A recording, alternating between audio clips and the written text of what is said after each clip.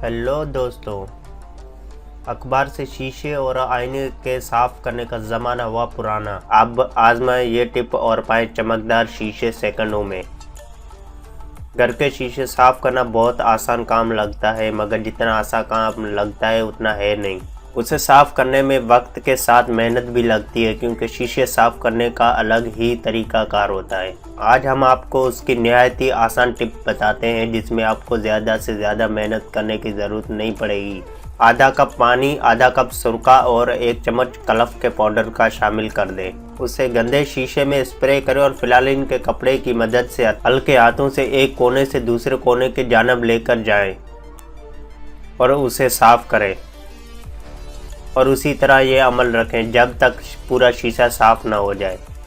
इस बात का खास ख्याल रखें कि शीशा या आईने को आप रगड़े नहीं, और बताए गए तरीके से एक कोने से दूसरे कोने के जानब लेकर साफ करें।